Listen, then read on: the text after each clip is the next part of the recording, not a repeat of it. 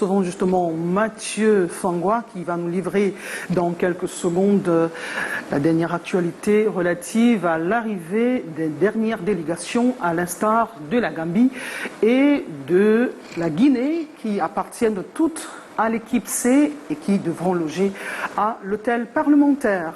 Mathieu Fangwa, bonjour.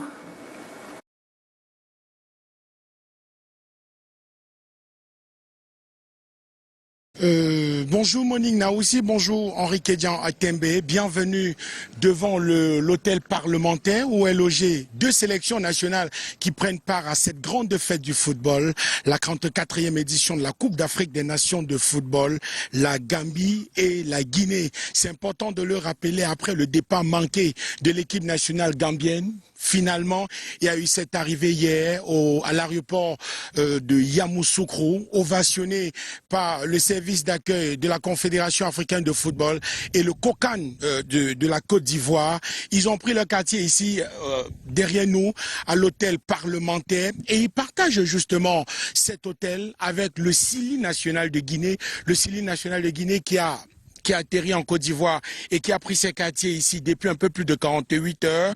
Nous sommes là, ça fait un peu plus de 40 minutes et aux dernières nouvelles, on a appris que les deux sélections nationales vont se rendre à la grande mosquée de Yamoussoukro pour une séquence de prière. N'oublions pas que nous sommes vendredi. Vendredi, naturellement, c'est le jour de prière pour les musulmans et c'est également le jour de veille d'ouverture de compétition de cette Coupe d'Afrique des Nations de football.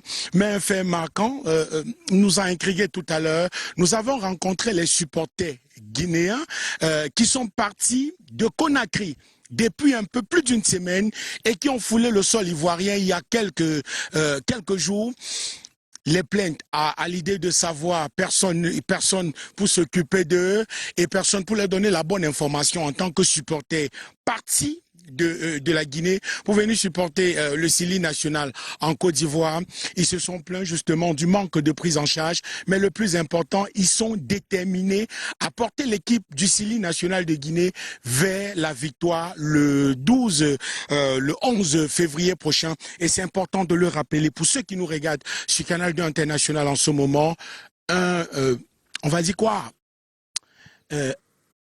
un ganga, comme on les appelle ici en Côte d'Ivoire, ou un marabout, comme on peut les appeler au Cameroun, a fait la prédiction selon laquelle l'équipe du Sili national de Guinée remportera la 44e édition de la Coupe d'Afrique des Nations de football. Personnellement, j'y crois pas parce que je suis Camerounais et je crois en une victoire des Lions indomptables du Cameroun, mais pour rester sur cette actualité autour de l'hôtel parlementaire avec le Sili national de Guinée et la Gambie, c'est bouche et motus cousus autour de l'hôtel parlementaire. Il y a un cordon de sécurité impressionnant justement autour de l'hôtel. Il va falloir montrer patte blanche ou être responsable du COCAN ou responsable de la Confédération africaine de football pour avoir accès à l'hôtel.